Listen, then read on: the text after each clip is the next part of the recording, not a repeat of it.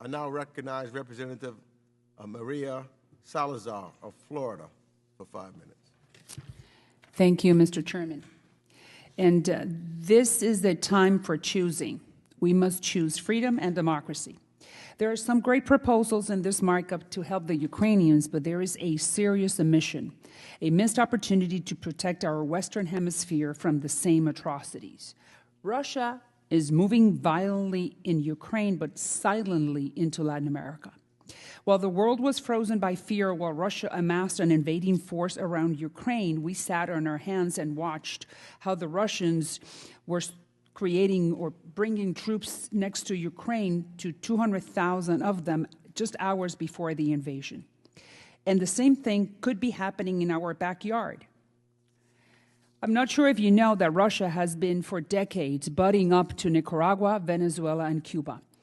3 years ago, Russia sent Tu-160 nuclear bombers to Venezuela, but not only that, Vladimir Putin recently sold to Venezuela 24 Su-30 aircrafts, the same planes currently terrorizing the Ukrainians, part of an $11 billion deal in lethal military equipment to the Venezuelans.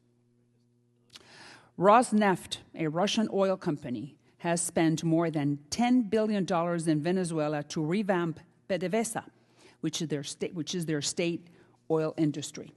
The same company which Biden's NSC advisor for Latin America, Mr. Juan Gonzalez, wants to buy blood-stained oil from.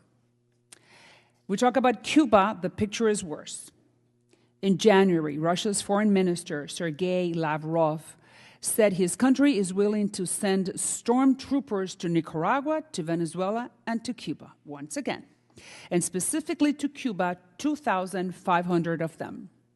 In February, their deputy prime minister visited the island, and they want to spend billions and millions of dollars on air and seaport infrastructure for dual purposes. You know what that means, right? That the Russian military is coming into Cuba again.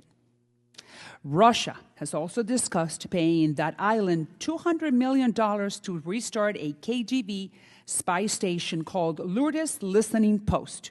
Who do you think they want to listen to? Our military. Talking about Cuba, this is what you get when you have a weak president. It doesn't matter whether the year is 2022 or 1962. John F. Kennedy didn't know how to handle the Russians. He blinked during the Bay of Pigs operation. That's how we got to the Cuban Missile Crisis. When you close your eyes, dictators strike.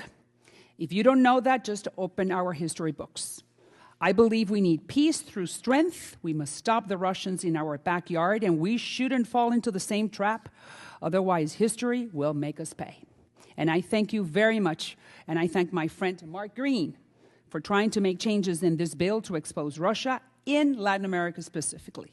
I yield back. Thank you, Mr. Chairman.